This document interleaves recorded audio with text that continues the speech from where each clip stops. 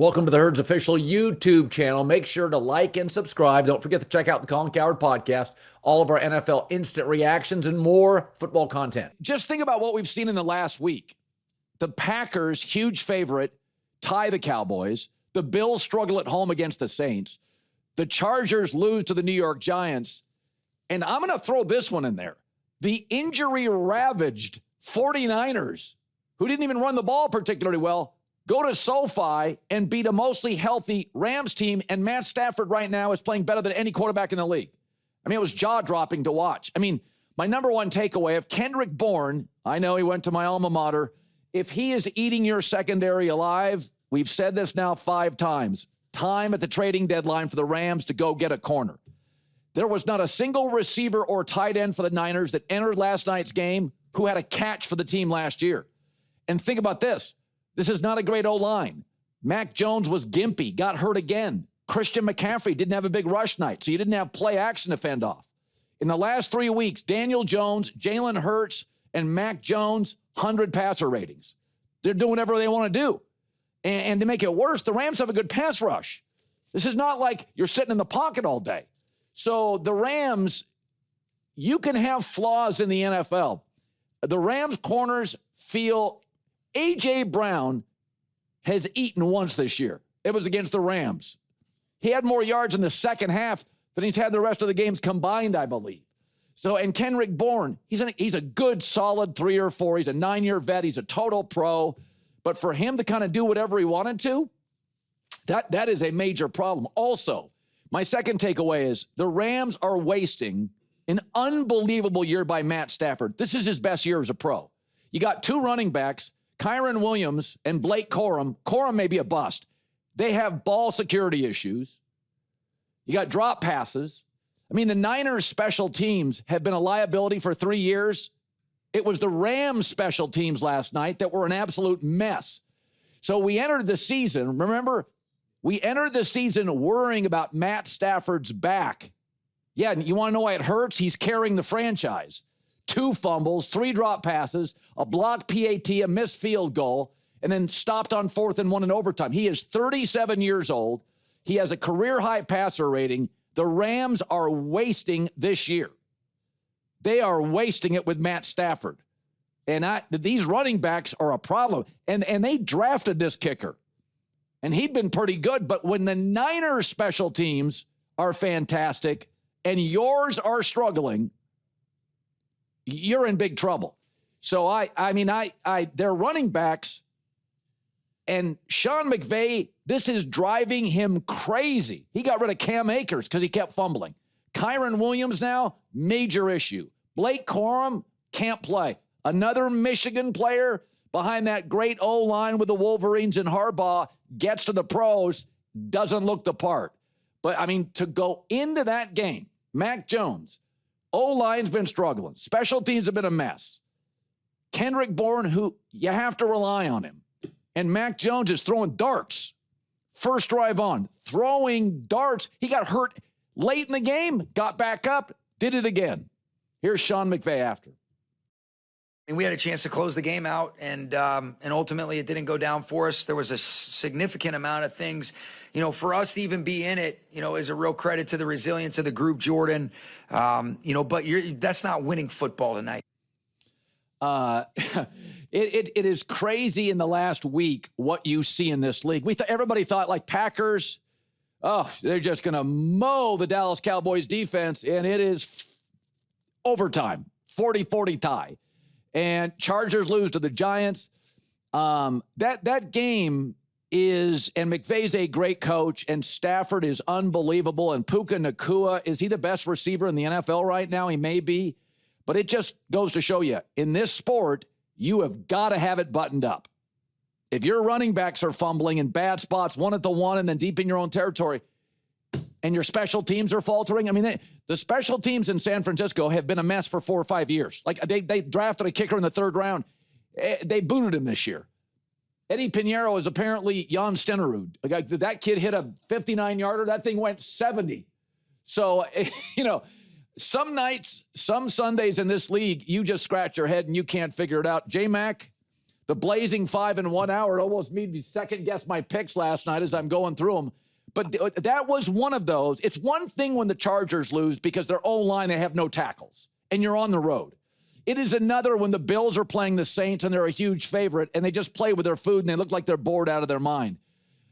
But to watch that game that San Francisco controlled, and they were down to third and fourth string guys, and the Rams have an elite front seven defensively, and they just picked apart the secondary. It felt like that was probably the worst coach game of McVay's last 5 years. I mean, Colin, they came out with listless, no pressure on Mac Jones, who was like a wounded animal back there, and they were barely getting to him.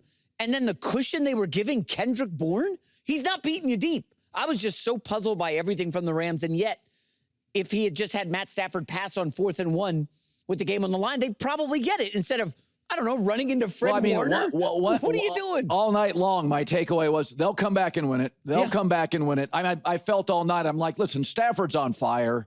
Pook is getting whatever he wants. McVay's a great coach. They'll figure it out, and they just kept stepping in it. So Shanahan has now beaten Seattle, Arizona, and the Rams in the division, 3-0. I said early, remember in the preseason, I was saying this team could be in the mix for the number 1 seed. Colin, that win last night was massive. Massive. San Fran, I think the NFC is going to go through San Francisco. So I was looking at a number this morning. If you go to the first 3 starts of Brock Purdy when he was 23 years old, or in 2023, excuse me, Brock Purdy in 2023, and that was the Niners team that got to the Super Bowl, was stacked. You had Kittle, Debo, CMC, Ayuk. I mean, you had a stacked roster. His first 3 starts of that year, Brock Purdy, with a stacked roster, 4 touchdowns, no picks, 245 yards a game. That's when he emerged. Mac Jones this year, and I'm talking dealing with second and third stringers, everybody's hurt, has better numbers. So maybe I should stop bearing guys named Jones, Daniel and Mac. He clearly wasn't washed. Maybe he just had to wash the Patriots stink off him because he was great last night. He did not have much of a run game. I mean, the front for the Rams is outstanding.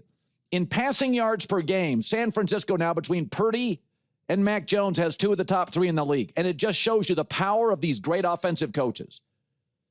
I mean, they took a couple of shots on McVay on the sideline. He looked stunned.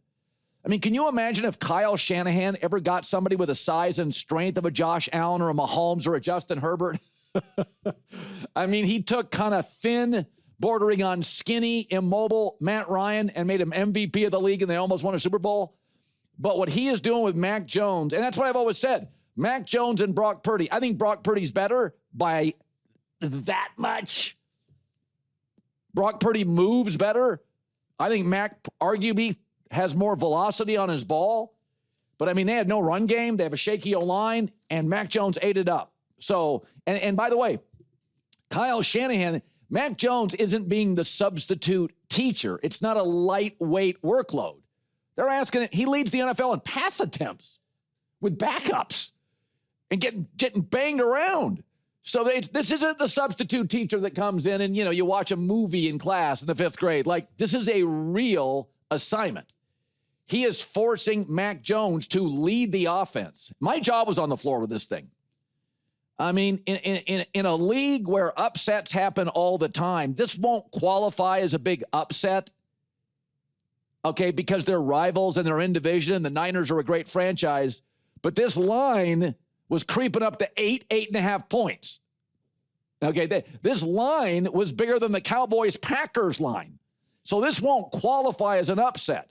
But what Mac was doing often deep in his territory with no big run game, McCaffrey was good in the pass game, but they averaged about 2.5 yards a run. That was a big boy assignment, big lift.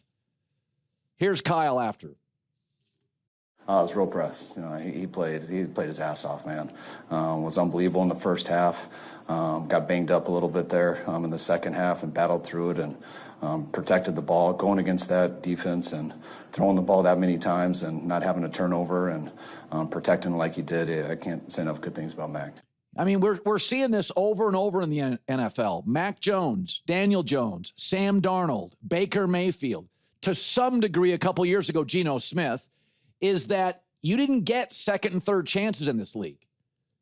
But The football gods have granted us so many smart, young offensive coaches that Baker Mayfield just had to find the right coordinators and the right fit. And Sam Darnold had to find the right Shanahan, O'Connell. This didn't used to happen. I mean, Drew Brees moving to another organization, right, and being replaced. Okay, we'll take Phillip Rivers. You move on. That was an outlier, but it happens regularly here. I mean, Daniel Jones 2 years ago, I'm like, this is not a franchise quarterback. And I'm watching him now, and he's eating up the league. And Mac Jones looked unathletic, kind of pouty. People didn't like his temperament. That's the best he's ever been as a pro. That is the best Mac Jones has ever been as a pro. That was not an easy lift. They're asking him to throw 35, 40 times against that pass rush. Today's show is brought to you by our new presenting sponsor, Hard Rock Bet. The Hard Rock Bet Sportsbook app, it's clean, it's very, very easy to use, and it lets you see the top trends and what everybody else is betting on this weekend. So as we head into week 4, the NFL Sunday slate, you're going to want to check out the Hard Rock Bet Stats Hub. Very latest line movements, the trends that actually matter, some crazy streaks. I love it. You can find live odds, bet on all of the streaks and more right in the Hard Rock Bet app. So if you haven't placed your first bet on Hard Rock Bet, it's pretty easy. $5, place your bet. If it wins, you're going to get $150 in bonus bets on top of your payout. So plus tomorrow on the Hard Rock Bet, you can get a Sunday parlay boost to the game. So you boost a same game parlay or the SGP Max, so your bet pays extra winnings. And then you get to run it back on Monday night with another profit boost. So there's new promos daily. So if you're listening to this later, just open up the app, check out what you've got any day of the week. Sean McVay is a really good coach. But the other thing about Sean McVay is, and it's like he's done Tony Robbins classes. It's very hard to criticize somebody when they own it. When somebody is defensive, the wolves come out. The knives get sharpened. But last night, Sean McVay on a 4th and 1, overtime chance to win, went really vanilla and ran a ball straight into the line. And I love Sean McVay, but I'm like, Stafford's on fire. I don't know if I trust those running backs. In fact, I don't. But here's the thing with Sean McVay. He was asked about it after. Listen to his response. It's a bad call. It's a bad call by me. It was a poor decision by me right there. In hindsight, I wish I would have, but no, we came in here to try to win the football game. It didn't go down for us, Gary. That wasn't even a thought, but the play selection was very poor. I'm sick right now because I put our players in a spot. Where do I go with that? He feels sick to his stomach. I mean, you could watch him on the sidelines after those fumbles. When somebody beats themselves up, what am I supposed to say? I now this morning, after that play call, I'm like pulling my hair out going, Sean, you're probably one of the smartest coaches in the league history. And then he just says, I was terrible. Where do I go? What am I supposed to say? Yeah, I felt terrible for him. I will say this. I would have, I don't like second guessing play calling. It's just not my thing. I think we in our industry, and I had this conversation with a very, very, very good, smart, Super Bowl winning NFL person years ago, is that we don't know. We haven't looked at film. We don't know the injuries. You don't know what works. This felt incredibly vanilla to me, but it wasn't offense that hurt them last night. It was fumbles and special teams. It wasn't the ability to pick up yards. So, I have a problem when Matt Eberflus loses, on a Hail Mary, and one of his players in the back end is selling popcorn, with fans, and he's like, I don't have a problem with it. No big deal. I wouldn't do anything differently. That drives me crazy. When McVay owns it, where do I go with that? I feel terrible for him. I mean, you can tell and McVay's not a good sleeper anyway. He may not sleep for a week. So I got to ask you about last night. I can remember this years ago. I always thought fumbles, Julian, were random, but they were except for the Patriots, which a team that didn't fumble. So I'm watching that game last night. Blake Corum, Kyron Williams had 5 fumbles last year. And like ball security, Matt Stafford had one of the best nights he's had as a pro, and they lose at home. Much healthier team. What did New England do all those years? Because after 7 or 8 years of not fumbling, it's not luck. Did the Patriots just concentrate on it more? Yeah, we used to have a motto, ball security is job security. And Bill would literally, which I'm sure right now North Carolina is hearing the same pitch. If you carry the ball in your hands, you're carrying the fate of the whole organization in your hand, from Nancy Myers upstairs to the marketing department to the guys in New Hampshire that are rooting for the team. That's how important the ball was. And we would start off every day of practice. After our warm-up, we would do a ball security drill where we'd sit there and we'd have, you run down 53 yards and back with the guy in the back of you trying to take the ball out. You'd hold 2 balls and you have 2 guys hitting you. We'd do the stumble bum on every third step. You would go down to the ground and try to simulate when you put your hand on the ground, how vulnerable the ball is when you pull it up. And you're always trying to get 3 points of 3 points of contact on the ball with your forearm, the top, and keeping it nudged in. So we used to talk about it. And when you talk about it, you subconsciously think about it. We would also have cut-ups of that defense that we were playing that specific week, a 30-play cut-up of if they were a ball-hawking team. I vividly remember the Ravens, they'd always come after the ball, and you'd have Chad O'Shea come up there and have 30 plays of the defense trying to get at the ball. May not have been a fumble, but just to show that they have that in their weaponry. So we were very conscious about it. I could still remember like the 3 times that I fumbled because it was such an important thing. Ball security is job security. So, I've seen Darnold and Baker and Daniel Jones and now Mac Jones be reborn. I was so impressed with him last night. First of all, anytime a player gets hurt and stays in the game, I mean, that's something, because he's hurting way more than I've ever been hurt in my life. Kendrick Bourne was his go-to guy. What did you make of Mac Jones last night? He played great. I mean, he threw for 342 yards, 2 touchdowns. He's 3-0. This is a heck of a start for the San Francisco 49ers. They've really had to overcome some adversity. I thought it was really going to hit them hard last night, not having Nick Bosa out there, because how were they going to get that closing stop at the end? And they were able to find a way to win the game. Kendrick Bourne and Mac Jones, they clearly have some chemistry from New England. And look, we've seen Mac Jones play good football in New England. It was never about him playing good football. It was about how he handled success and his body language. And he's obviously matured over these last couple years, because he looks like a different player. You could see him on and off the field, how he handles himself, with how he spoke at the podium after the game. He's been humbled. This game humbles you in some form or fashion, and it buries some guys. And Mac Jones, he's shown that he's resurging from it. Yeah, accurate, good velocity, back shoulder throws, really impressive. I'm going to get. I want to talk Drake Maye. I got to tell you, last couple of weeks, he doesn't make a lot of mistakes. They're not putting a ton on his plate, but he moves well. What are you hearing from Vrabel in New England on Drake Maye? Because it looks like they found their guy. Yeah, I think they found a guy that they can become the franchise guy. I mean, it's still super early in the evaluation process. Last week or 2 weeks ago, they turned over the ball 5 times. He had a couple fumbles. He's taking care of the ball, throwing it. But, he still got to win these games. And this is a good situation for him now, because after the loss, how did he come and show up the next week? They go out and blow out the Panthers, who are a great slump-busting team to play when you're not playing very well. And he handles them the way you should handle them. So this is going to be the ultimate test when you got to go play the big brother in the division, who's been, embarrassing the team for the last few years.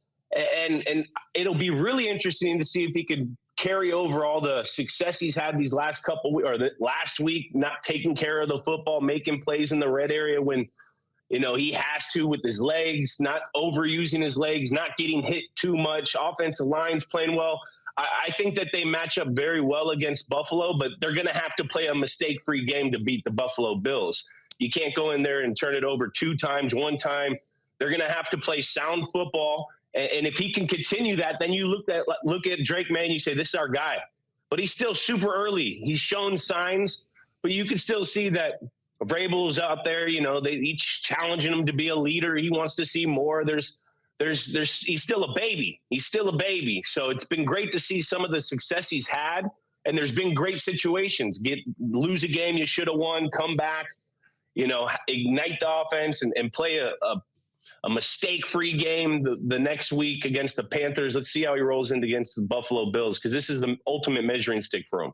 Well, it didn't happen often, but I've spent the last week defending Aaron Rodgers, and my take is he is the lowest graded quarterback according to PFF, and the reason being is he's not throwing the ball down the field. My take is that Aaron, and this happens in real time, realizes his defense has been so dominant in field position and taking the ball away that Aaron, over the course of a game, is like, well, what's the point?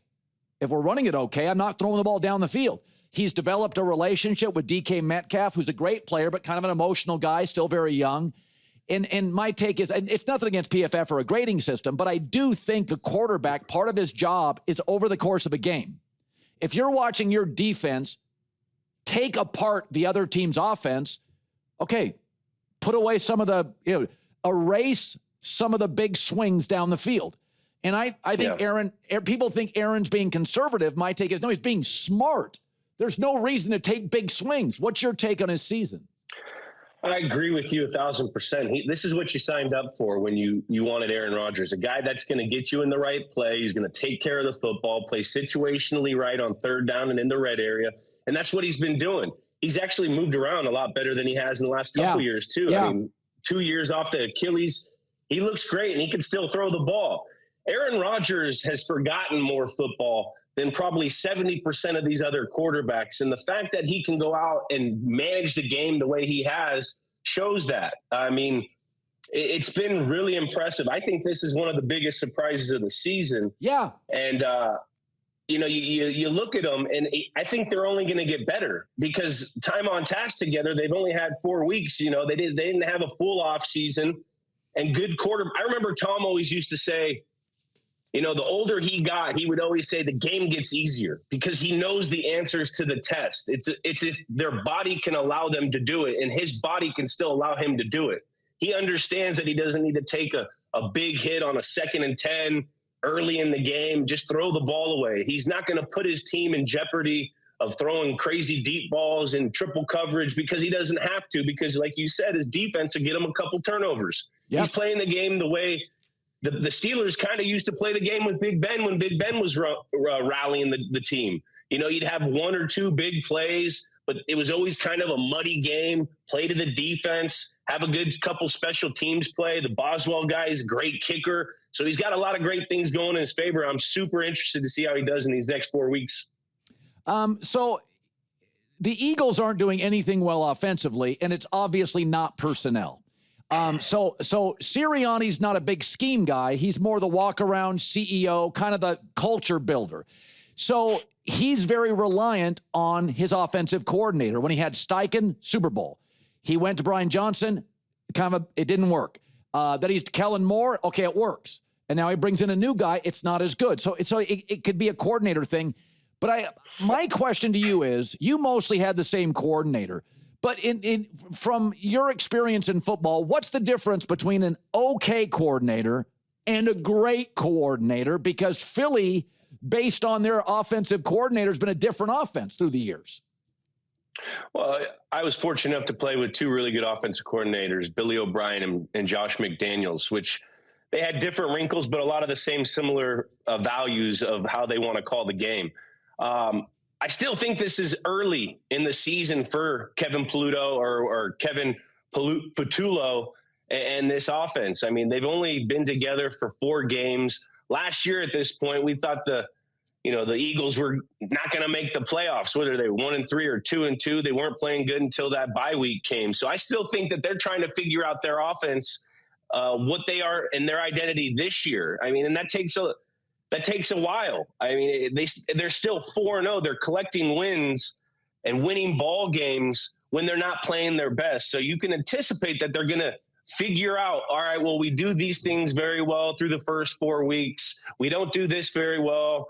Let's scrap that. Let's get to this. Let's try to kill this tendency. And I think that's the part of the season that they're in. I think it's a little too early to say that they're just broken on offense, because there's only been 4 weeks and they have 4 wins. You know, you have A.J. Brown, who's a talented receiver who can make you plays on the outside. I'd anticipate they'd start moving him around and scheming him open, because it seems like the only route he runs is a 9-yard stop route on the outside on 3rd and long when you know it's man coverage. And a lot of these corners are now squatting on it. So, you know, they're taking that away.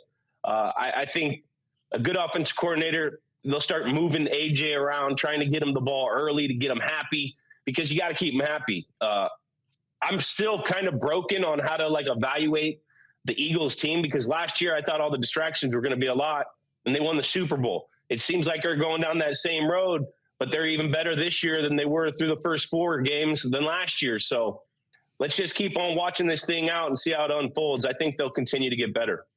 So the Chiefs offense had been, like a water pistol. They bring in Xavier Worthy, who's not a number 1. Yeah. He's kind of a speed gadget guy. And they bring him in, and it looks like the best. It looks like the Tyreek Hill Chiefs offense of 4 or 5 years ago.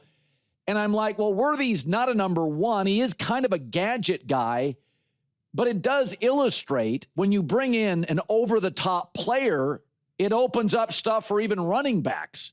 What's that about? Well, give me your experience on that. We don't look at Worthy as an elite Justin Jefferson or Puka Nacua, but it's like just inserting him changed the entire offense. This reminds me a lot of when we'd have a guy like Philip Dorsett or Brandon LaFell, and our offense was cooking the most when they would make 1 or 2 plays down the field, because it makes the offense have to defend every blade of grass, and that's what speed does. I mean, if you looked at the Kansas City Chiefs the first 4 weeks, they were slow on offense, very slow. So then you can condense the middle of the field, and the production for all the guys that eat in the middle of the field are going to be harder to get, because they don't have anyone that threatens them downfield. And that's what he does. I mean, the speed, all he's got to do is make 1 play and get behind the defense once, and it changes the whole complexity of how that defense is going to defend them. Because if they don't want to get beat deep, they rather have Kansas City go on a 14-play drive and try to make them lose in a situational battle on 3rd down or in the red area and collect 3 points. So I think it's a huge addition to get Xavier Worthy, because the speed, it opens up the offense, and they're going to get even better when they get Rashee Rice back. This could be a scarier team than they were last year. They're going to have more offensive weapons this year once they start getting their guys together. So I'm excited to watch them in this next 4. Finally, you got inducted into the Patriots Hall of Fame. That's pretty cool. I mean, considering your life, where you're from, take me there. What was it like? Yeah, it was an absolute unbelievable honor to be on the same stage with, Coach Parcells, Braves, Stanley Morgan, McGinnis, Coach Scar, all the guys, the former inductees. It's just absolute honor. And, to say back in my rookie year when I was changing positions from quarterback to receiver that I'd be in the Patriots Hall of Fame, which is arguably, a top 1 to 2, 3 organization. It's pretty surreal for me. It was an unbelievable honor to have my family there, my little girl, my brother, my sister, my parents, because it's ultimately an award for them, for them being in my corner through the highs and the lows. Football is such a family sport. There's so many sacrifices you have to go through if you want to be a competitive professional athlete. And those sacrifices are saying no to, your loved ones, and you're really a mercenary. And to have people that were in my corner and understanding what I was trying to do in my career, helped me get through it. So it was an unbelievable day. Thanks to the Kraft family. They had an awesome production, and it was a pretty cool, surreal moment. Julian Edelman, Fox NFL Kickoff, Sundays on Fox. It's great seeing you, man. On Fox. Great seeing you too, guys.